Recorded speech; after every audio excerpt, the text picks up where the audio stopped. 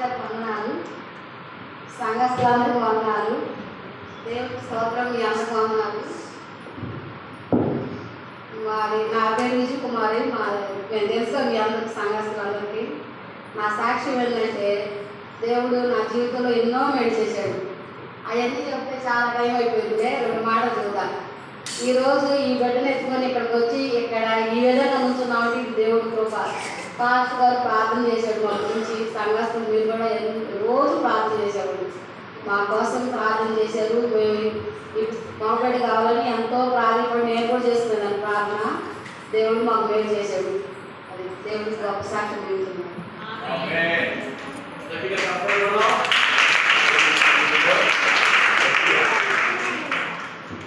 దేవునికి స్తోత్రం. పాస్టర్ గారికి వందనాలు.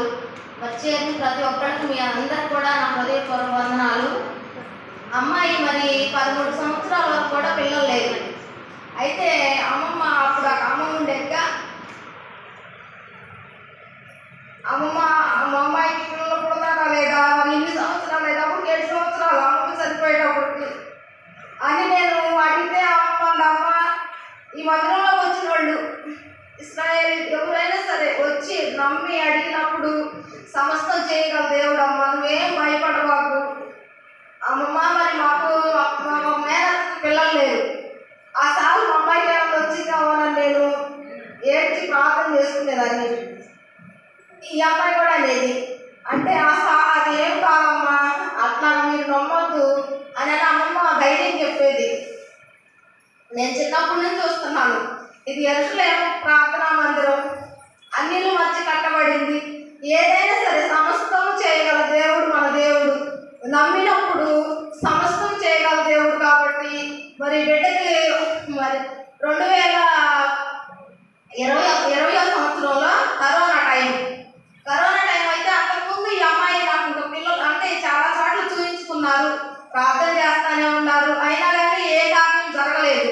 అక్క నాకు ఏ కార్యం జరగట్లేదు అక్క, ఏంటక్క అని ఎప్పుడు ఏడ్చి ప్రార్థన అడుగుతూ ఉండేది.